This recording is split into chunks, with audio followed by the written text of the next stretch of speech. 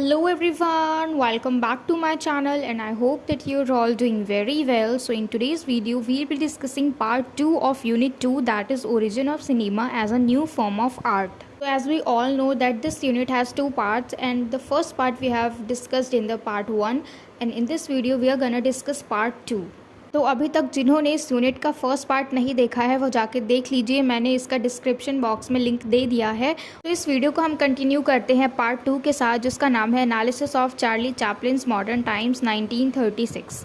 तो इसमें हम एक मूवी के बारे में पढ़ने वाले हैं, क्योंकि चार्ली चैपलिन्स जो हैं वो एक फ़िल्म मेकर भी है। तो ये उनकी मूवी है जिसमें कि इन्होंने ट्रैम्प का किरदार निभाया है। ठीक है, तो सबसे पहले हम चार्ली चैपलिन्स को जान लेते हैं कि वो कौन है, उसके बाद हम इस मूवी को डिस्कस करेंगे। इस मूवी का नाम क्या है? Modern times. Charlie Chaplin was a comic actor, filmmaker and composer who rose to fame in the era of silent film।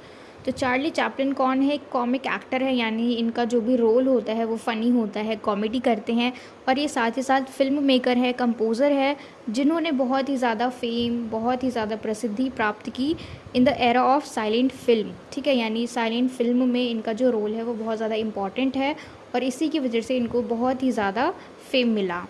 And he became a worldwide icon through his screen persona, The Tramp, and is considered one of the film industry's most important figures। तो देखो, इसी movie की वजह से इनको जो है एक वर्ल्ड वाइड आइकन मिला थ्रू दिस स्क्रीन पर्सोना, यानी इनकी जो ये पर्सनालिटी थी, यानी इनका जो ये कैरेक्टर था द ट्रैम्प इस मूवी में, ठीक है, मॉडर्न टाइम्स में, इस मूवी में, तो इस कैरेक्टर की वजह से इन्होंने जो साइलेंट फिल्म में अपना किरदार निभाया द ट्रैम्प नाम से, तो इस कैरेक्टर की वजह से इनको फेम तो मिला, और साथ ही साथ इनको क्या माना जाने लगा कि ये फिल्म इंडस्ट्री के मोस्ट इम्पॉर्टेंट फिगर हैं। ठीक है, and his career spanned more than 75 years from childhood in the Victoria era until a year before his death in 1977। तो देखो, ऐसा कहा जाता है कि ये जो है मतलब फ़िल्म इंडस्ट्री में बचपन से ही चले गए थे, क्योंकि ये बहुत ज़्यादा टैलेंटेड थे और ज़्यादातर ये कॉमेडी ही करते थे, यानी फ़नी रोल ही प्ले किया करते थे। And he was born in 1889 in London England and died in 1977 in Switzerland. तो इनका जन्म हुआ था लंदन में और इनकी मृत्यु हो गई थी स्विट्ज़रलैंड में। So it's all about the Charlie Chaplin's. ये उनकी ज़िंदगी के बारे में है कि किस तरीके से उन्होंने इतनी ज़्यादा प्रसिद्धि प्राप्त की और उनके अलग अलग क्या क्या शौक़ थे और उनके अलग अलग ऑक्यूपेशन। ठीक है, तो अब हम चलते हैं हमारी एनालिसिस की तरफ। तो देखो, जो पार्ट 1 था उसमें भी हमारे काफ़ी सारे टॉपिक्स थे, तो ये जो पार्ट 2 है जिसका टॉपिक है analysis of Charlie Chaplin's Modern Times 1936, तो इसमें भी हमारे काफ़ी सारे छोटे छोटे टॉपिक्स हैं। तो सबसे पहला टॉपिक क्या है हमारा? Charlie Chaplin's and the figure of the little tramp. तो इसमें हम पढ़ने वाले हैं कि जो ट्रैम्प है, ट्रैम्प जो है एक कैरेक्टर का नाम है इस मूवी में मॉडर्न टाइम्स। क्योंकि देखो, जो भी मतलब कोई भी मूवी होती है तो उसमें कैरेक्टर्स होते हैं और उनके अलग अलग नाम होते हैं। ठीक है, कोई भी एक्टर है, मान लो अक्षय कुमार है और मूवी में गए वो, तो अक्षय कुमार का नाम हमने राज रख दिया, देव रख दिया। तो इस तरीके से चार्ली चैपलिन्स जो है इनका नाम इस मूवी में है ट्रैम्प और मूवी का नाम क्या है? Modern times. तो चलिए अब हम शुरू करते हैं। This is a silent comedy. तो ये मूवी जो है मॉडर्न टाइम्स, ये एक साइलेंट कॉमेडी है। In this film he played the role of Tramp. ठीक है, इनका नाम क्या है इस मूवी में? Tramp. Tramp is a man who struggles to survive in a cruel world that is not kind towards him. तो ट्रैम्प एक ऐसा इंसान है जो कि बहुत ज़्यादा स्ट्रगल करता है, बहुत मेहनत करता है जीने की, सर्वाइव करने की एक ऐसी दुनिया में जो कि उसके प्रति बिल्कुल भी दयालु नहीं है। ठीक है, यानी उसको बहुत ज़्यादा स्ट्रगल करना पड़ता है, इसके आगे काफ़ी सारी डिफ़िकल्टीज़ आती हैं। He always remains positive even after facing problems and poverty. और ये हमेशा ही देखो, इसमें ना इसका गरीब किरदार है, यानी ये बहुत ज़्यादा पुअर है, इसको पॉवर्टी की वजह से बहुत ज़्यादा प्रॉब्लम को फेस करना पड़ता है, लेकिन इतनी ज़्यादा मुश्किलों के बाद भी ये हमेशा पॉजिटिव रहता है। And Tramp is a funny character who tries to live in a world which is more interested in money and material things। Tramp जो है एक फ़नी कैरेक्टर है इस फिल्म में, जो कि कोशिश करता है एक ऐसी दुनिया में रहने की जहाँ पे पैसा और मटेरियल चीज़ों को बहुत ज़्यादा इम्पोर्टेंस दी जाती है, इंसान से ज़्यादा। एक होता है ना इंसानियत होना, लेकिन यहाँ पे ये एक ऐसी दुनिया में रहता है जहाँ पे इंसानियत की कोई भी कीमत नहीं है, लेकिन सारे लोग किसकी वैल्यू करते हैं? पैसों की और मटीरियल की, यानी मटीरियलिस्टिक जो पीपल होते हैं उनको सामान ज़्यादा प्यारे होते हैं इंसानों से। ठीक है, तो ये एक ऐसी दुनिया में रहता है। And Trump wears a bowler hat, baggy pants, big shoes, a tight coat and carries a cane। अब यहाँ पे हम इसका ड्रेसिंग देख रहे हैं कि ये किस तरीके के कपड़े पहनता है। ये अपने सिर पे एक बोलर हैट पहनता है, जो टोपी होती है ना, इसको कोक हैट भी बोलते हैं। और बैगी पैंट्स यानी ढीले ढीले पैंट पहनता है, बिग शूज़ बड़े जूते और टाइट सा कोट पहनता है और अपने हाथ में हमेशा एक छड़ी रखता है। And he has a toothbrush moustache. Toothbrush moustache का क्या मतलब होता है? जो मूछें होती हैं ना, मतलब जो आर्मी लोगों की मूछें होती है, तो उनकी मूछें थोड़ी बड़ी होती है। अब जैसे जेठालाल है, उसकी मूछें छोटी सी होती है, बिल्कुल छोटी सी स्क्वायर शेप में, ठीक है। तो ऐसे ही मूछें किसकी है? चार्ली चैपलिन की, जो कि ट्रैम्प है इस मूवी में, इस फिल्म में। And he faces so many hardships but he always tries to be happy and make others happy and makes silly mistakes to make people laugh. तो ये देखो, काफ़ी सारे हार्डशिप्स को फेस करता है, बहुत ही मुश्किलें हैं इसकी ज़िंदगी में, क्योंकि जो इंसान गरीब होता है उसको चारों तरफ से बहुत ज़्यादा परेशानियाँ आती हैं, ठीक है। तो ऐसा ही किरदार है इनका इस फिल्म में, ट्रैम्प का। तो ये देखो, एक सिंपल सी लाइफ जीते हैं जिसमें काफ़ी सारी मुश्किलें हैं, लेकिन ये हमेशा खुश रहते हैं, ठीक है। और दूसरों को भी खुश रखने की कोशिश करते हैं, और दूसरों को खुश रखने की कोशिश में ही ये अजीब अजीब सी हरकतें करते हैं, छोटी छोटी सिली सिली मिस्टेक्स करते हैं, ताकि लोग इनको देख के हंसे। और क्योंकि वो अगर इनको देख के हंसेंगे तो ये एक रीज़न है कि वो लोग स्माइल करेंगे, ठीक है। जो चार्ली चैपलिन्स है, ये एक रीज़न बनेंगे ताकि लोग स्माइल करें। और देखो, ऐसा भी नहीं है कि ये बहुत खुशहाल ज़िंदगी जी रहे हैं, बहुत संपन्न ज़िंदगी जी रहे हैं, लेकिन देखो, इनकी ज़िंदगी में भी काफ़ी सारी मुश्किलें हैं, ठीक है। लेकिन ये खुश होकर लोगों को सिखाना चाहते हैं कि दुख तो हमारी ज़िंदगी में हमेशा ही रहते हैं, लेकिन हमें हमेशा खुश रहना चाहिए। तो चार्ली चैपलिन जो है, देखो, इनका पूरा फोकस इसी चीज़ पे था कि ट्रैम्प जो है, ट्रैम्प का जो कैरेक्टर है, ये बिल्कुल भी सैड कैरेक्टर ना दिखे, ठीक है। सबको ऐसा लगना चाहिए कि ये फ़नी कैरेक्टर है और इसको देखते ही सबको हंसी आ जानी चाहिए, सबके चेहरे पे स्माइल आ जानी चाहिए। तो मॉडर्न टाइम्स, इस फिल्म में हमारे दो मेन कैरेक्टर्स, एक तो ये खुद हैं ट्रैम्प का रोल करते हुए, और इनको क्या कहा गया? Factory workers. और दूसरी कौन है हमारी मेन कैरेक्टर? वो है पॉलेट गॉडार्ड, जो कि इस फिल्म में गैमन का रोल प्ले करती है। और ये दोनों ही, ट्रैम्प और गैमन, एक दूसरे के बहुत ही अच्छे दोस्त बन जाते हैं, क्योंकि इनकी ज़िंदगी जो है बिल्कुल सिमिलर होती है। इनका भी, ट्रैम्प का भी कोई नहीं होता और गैमन का भी इस दुनिया में कोई नहीं होता, तो ये दोनों आपस में दोस्त बन जाते हैं, ठीक है। तो इस मूवी में देखो, ये जो मूवी है, इसमें ज़्यादातर बात की गई है, जो मेन हमारा मैसेज है कि हमें हमेशा खुश रहना चाहिए, कि दुख तो सबकी ज़िंदगी में है, ठीक है। तो इसीलिए यहाँ पे हम ज़्यादा बात नहीं करेंगे, इस बुक में ज़्यादा नहीं बताया गया है इंडिविजुअल कैरेक्टर के बारे में, लेकिन ज़्यादा हम किस पे फोकस करेंगे? मैसेज पे, जो हमें सीखने को मिलता है इस फिल्म की कहानी से, उस पे, ठीक है। तो ये था हमारा फर्स्ट पार्ट। अब हम चलते हैं सेकंड पार्ट पे, जिसका नाम है the mechanisation of humanity in the factory scenes of Modern Times. The main theme of this movie is to show the struggle in such world where the machines are increasing and considered more important than people. Film का जो main message है वो क्या है? कि लोगों के struggle को दिखाना। ऐसे लोग जो कि इस दुनिया में रहते हैं जहाँ पे मशीन जो है वो बहुत ज़्यादा इम्पॉर्टेंट है, जो धीरे धीरे बढ़ते जा रहे हैं, और मशीनों को ज़्यादा इम्पॉर्टेंट माना जाता है इंसानों से भी ज़्यादा, ठीक है। And people are facing unemployment because of technology, और लोग जो है वो अनएम्प्लॉयमेंट को फेस करते हैं टेक्नोलॉजी की वजह से, क्योंकि ऐसा माना जाता है कि जो टेक्नोलॉजी है उसने पीपल को रिप्लेस कर दिया है, इंसानों को रिप्लेस कर दिया है, ठीक है। तो देखो, ये जो चार्ली चैपलिन है, ये किस तरीके से शुरू होता है। यहाँ पे हमारी दो लाइन है जो कि चार्ली चैपलिन बोलते हैं। Unemployment is the vital question, machinery should benefit mankind, it should not spell tragedy and throw it out of work. इसका क्या मतलब है? कि अनएम्प्लॉयमेंट जो है ये बहुत ही ज़्यादा इम्पॉर्टेंट क्वेश्चन है अभी के टाइम में, क्योंकि जो मशीनरी है, ये जो टेक्नोलॉजी है, ये मैन काइंड को, यानी इंसानों को, ह्यूमंस को फ़ायदा कराए, ठीक है, ना कि इन मशीन्स की वजह से जो लोग हैं वो बेरोज़गार हो जाए, उनके पास नौकरी ना हो और वो अनएम्प्लॉयमेंट को फेस करें, ठीक है। तो ऐसा नहीं होना चाहिए। जो मशीन है, इनके होने से लोगों को फ़ायदा होना चाहिए, ना कि नुकसान होना चाहिए। तो इस फिल्म में मॉडर्न टाइम में जो चार्ली चैपलिन है वो क्रिटिसाइज़ करते हैं कैपिटलिज्म को और इंडस्ट्रियलाइजेशन को, और जो बैड सोशल इकोनॉमिक कंडीशन है उसको भी। तो देखो, चार्ली चैपलिन जो है, इनको ये फ़िल्म बनाने का आइडिया कब मिला? जब ये पूरा दुनिया जो है, जब ये वर्ल्ड ट्रैवल कर रहे थे, तो इनकी मुलाकात काफ़ी सारे थिंकर्स से होती है, और तभी ये एक यंग मैन की कहानी सुनते हैं जो कि अपने फार्म को छोड़ के फैक्ट्री में काम करने आ जाता है, और फैक्ट्री में काम करने की वजह से उसको नर्वस ब्रेकडाउन हो जाता है, ठीक है। And Modern Times is a comedy, but it deals with serious subjects such as strikes, riots, unemployment, poverty, and the danger of automation.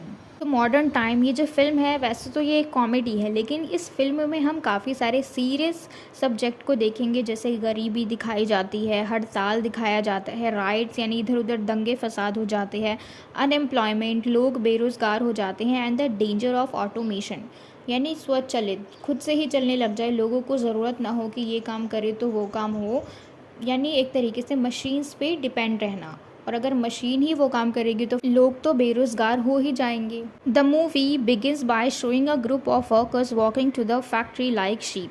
तो इस मूवी की शुरुआत कैसे होती है, इस फिल्म की शुरुआत कैसे होती है कि यहाँ पे ग्रुप ऑफ वर्कर्स यानी बहुत सारे वर्कर हैं जो कि चलते जाते हैं भीड़ में, ऐसा लगता है जैसे भेड़ चल रहे हों। And this is the metaphor for how the workers are controlled and oppressed by the factory। और एक तरीके से यहाँ पे ये मेटाफर है कि किस तरीके से इन वर्कर्स को कंट्रोल किया जाता है, इन वर्कर्स को अप्रेस्ड किया जाता है फैक्ट्री के मालिक के द्वारा।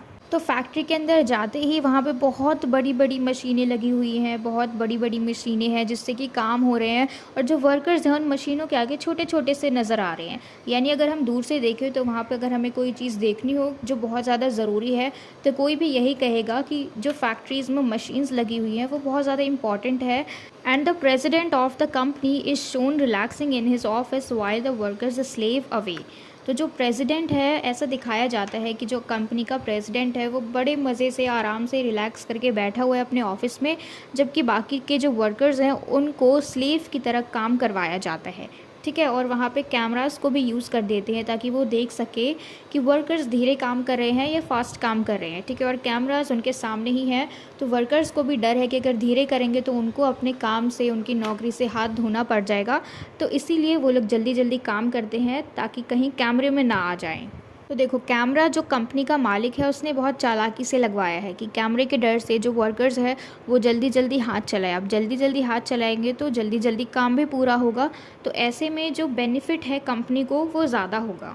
इन the important scene of the film Tramp is working on the assembly line. तो इम्पॉर्टेंट सीन जो है इस फिल्म का, इसमें दिखाया जाता है कि ट्रैम्प जो है वो उसी भीड़ में काम कर रहा है। ठीक है, and the machines are working rapidly and Tramp can't keep up. He eventually gets stuck in one of the machines and has to be pulled out। तो देखो, ये जो मशीन है वो बहुत ही ज़्यादा फास्टली काम कर रही है, और ये जो है ट्रैम्प ये भी साथ साथ अपना हाथ चलाया जा रहा है, लेकिन ये ज़्यादा लंबे समय तक ऐसा नहीं कर सकता था, तो इसीलिए लास्ट में ये फंस जाता है, उसके अंदर गिर सा जाता है और बाद में इसे बाहर खींच के निकाला जाता है। ठीक है, तो ये चीज़ हमें क्या दिखाती है कि लोगों को उस फैक्ट्री में कैसे काम करवाया जाता है कि जैसे लोग जो है वो इंसान नहीं बल्कि मशीन है, लेकिन फिर भी जो इंसान है, इंसानों को ये मशीन रिप्लेस नहीं कर सकती। क्यों? और ये बात एक मशीन से साबित हुई जो लंच फीडिंग मशीन है उससे।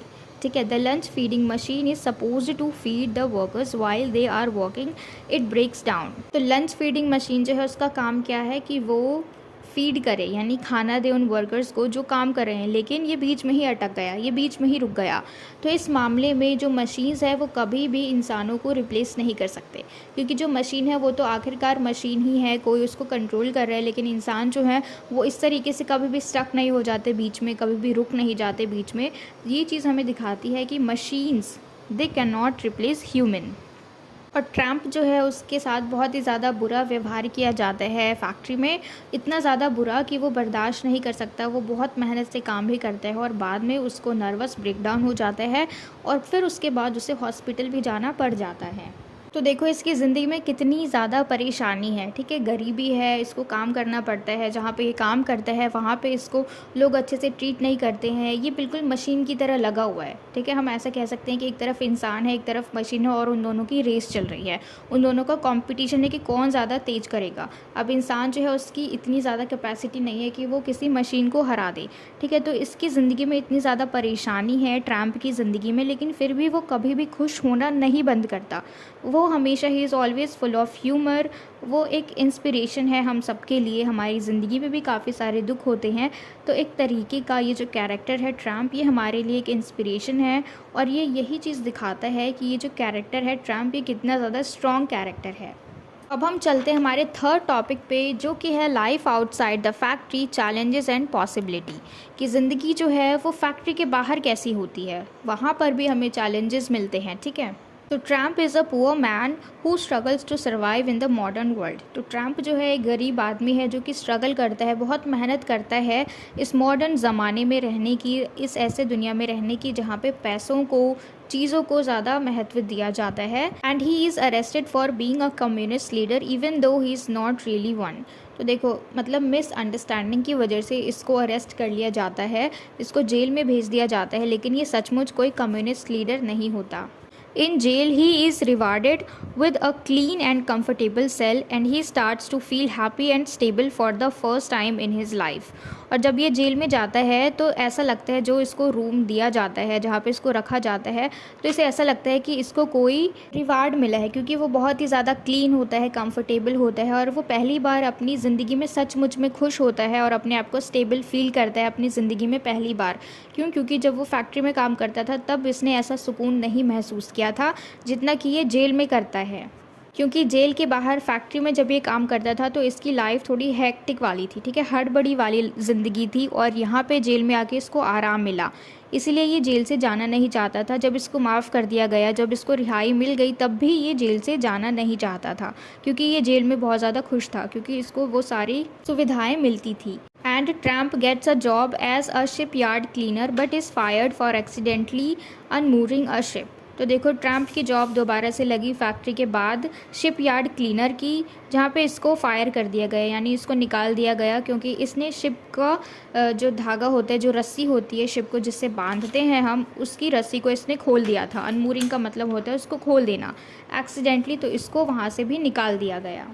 And then he meets a young woman named Gamin who is fleeing from the police for stealing a loaf of bread. और यहीं पे हमारे दूसरे कैरेक्टर की एंट्री होती है और ट्रम्प की मुलाकात होती है गैमिन से, जो कि एक यंग वुमेन है जो कि पुलिस के हाथों से बच के भाग रही होती है, क्योंकि इसने ब्रेड चुराया है, ठीक है, लोफ ऑफ ब्रेड।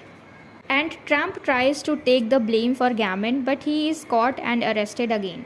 लेकिन देखो ट्रम्प जो है उसको बचाने की कोशिश करता है और वो सोचता है कि ये जो ब्रेड चुराने का जो इल्ज़ाम है वो अपने ऊपर ले ले, लेकिन पुलिस इसको पकड़ लेती है और इसे और गैमिन को जेल में लेके जाने के लिए वैन में बिठाते हैं, और वहीं पे इनकी जो वैन है वो रास्ते में ही क्रैश हो जाती है और यहाँ पे गैमिन और ट्रम्प जो है ये दोनों भाग जाते हैं। तो देखो अब ये दोनों भाग गए हैं, अब ये दोनों साथ में ही हैं, तो ये दोनों अच्छे दोस्त बन चुके हैं, ठीक है। तो ये लोग जैसे जैसे बातचीत करते हैं तो इन दोनों का ही मन है कि ये एक अच्छा घर ले, ठीक है, क्योंकि ये दोनों ही गरीब परिवार से हैं, तो इनके लिए एक अच्छा घर लेना बहुत ज़्यादा मुश्किल है, ठीक है, ये अफोर्ड नहीं कर सकते इस चीज़ को।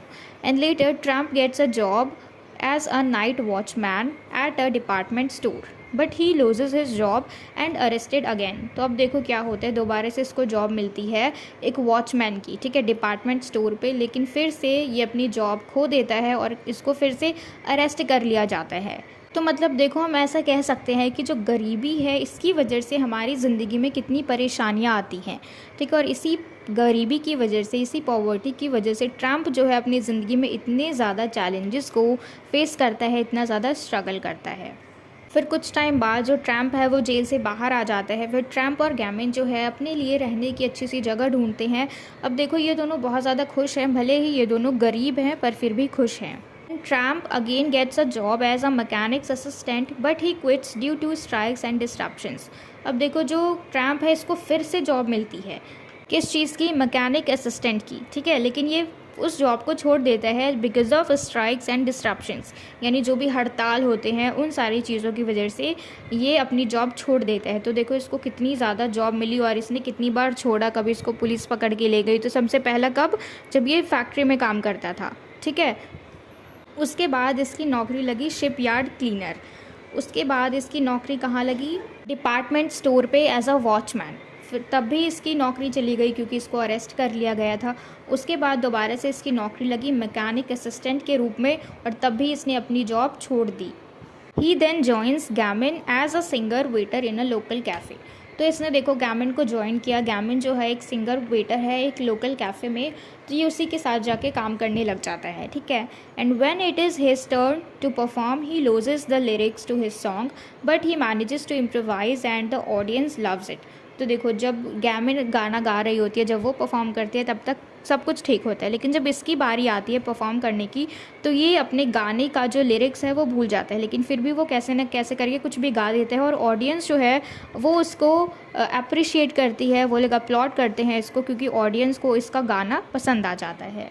और इस पूरी फिल्म में यही एक ऐसी जगह होती है, यही एक ऐसा सीन है जहाँ पे हम इसकी रियल आवाज़ को सुनते हैं। यानी इस पूरी फिल्म में, क्योंकि ये फ़िल्म जो है ये साइलेंट फिल्म है, इसमें कोई भी आवाज़ नहीं होती, कोई भी साउंड नहीं होता, लेकिन उसके बावजूद यहाँ पे यही एक ऐसा सीन है इस पूरी मूवी में जहाँ पे हम ट्रम्प की आवाज़ सुनते हैं। तो मुझे पूरी उम्मीद है कि आप सबको यहाँ तक सब कुछ क्लियर हो गया हो। अब हम चलते हैं लास्ट टॉपिक पे, the ending of Modern times, subversion और accommodation. Tramp and Gammon are happy together, but Gammon is arrested, she escapes and they sit by the road. अब देखो यहाँ पे क्या होता है, ट्रैम्प और गैमन जो है ये दोनों बहुत ज़्यादा खुश हैं, लेकिन इवेंचुअली गैमन जो है वो अरेस्ट हो जाती है, लेकिन वो कैसे भी करके वहाँ से बच निकलती है, वहाँ से भाग जाती है। और जब वो वापस आती है तो ट्रैम्प और गैमन जो है ये दोनों रोड साइड पे बैठ जाते हैं, ठीक है, एक दूसरे से बातचीत करते हैं। फिर गैमन जो है, Gammon feels hopeless but tramp encourages her, they walk into the future hopefully. तो यहाँ पे ये दोनों आपस में बातचीत करते हैं, वो उसको कुछ बता रही होगी कि हमारी ज़िंदगी तो ऐसे ही है, हम जब भी कुछ शुरू करते हैं तो फंस जाते हैं, कभी पुलिस लेके चली जाती है, तो इस तरीके से वो शायद कुछ बात कर रही होगी। लेकिन जो ट्रैम्प है वो उसको इनकरेज करता है कि नहीं हम कर लेंगे, और फिर वो दोनों एक साथ चलते जाते हैं। और यहीं पे हमारी ये जो फिल्म है मॉडर्न टाइम्स ये ख़त्म हो जाती है। तो अब हम देख लेते हैं हमारे थीम्स को। तो पहला थीम है हमारा टेक्नोलॉजी, ठीक है। टेक्नोलॉजी देखो हमारे पास इसके काफ़ी सारे बेनिफिट्स हैं टेक्नोलॉजी के, इससे हम काफ़ी सारी चीज़ें कर सकते हैं, सीख भी सकते हैं, लेकिन साथ साथ इसका नुकसान भी है, क्योंकि ये लोगों को बिल्कुल बेरोज़गार कर देता है, ठीक है। अभी के टाइम में नहीं, लेकिन उस वक्त के हिसाब से जो हम स्टोरी में पढ़ रहे हैं, जो हमने फिल्म में देखा, उसके अकॉर्डिंग जो टेक्नोलॉजी है इसने क्या करा, लोगों को बेरोज़गार कर दिया, ठीक है। फिर है पॉवर्टी, गरीबी, यानी जब कोई इंसान गरीब होता है तो उसके पास चारों दिशाओं से परेशानियां आती रहती हैं। फिर है ह्यूमैनिटी, इंसानियत होनी चाहिए सब में, जैसा कि हमें ट्रम्प ने सिखाया इस मूवी के कैरेक्टर ने कि इंसानियत होनी चाहिए, ठीक है। इसमें हमने देखा कि मशीन को और इंसानों को बिल्कुल एक साथ कर दिया, मतलब मशीनों के साथ साथ वो लोग इंसान को भी ऐसे ट्रीट कर रहे थे जैसे वो इंसान ना हो बल्कि कोई मशीन हो। तो इस वीडियो में इतना ही, और मुझे पूरी उम्मीद है कि आपको ये पार्ट 2 भी अच्छे से क्लियर हो गया हो। इसमें हमने सारे टॉपिक्स को अच्छे से समझा, तो मुझे पूरी उम्मीद है कि आपको ये पूरी वीडियो अच्छे से समझ में आ गई हो। And if so then please let me know in the comment box if you like this video and share it with your friends as well so that they can get help from it. And don't forget to subscribe my channel, and till we meet in the next video, keep learning.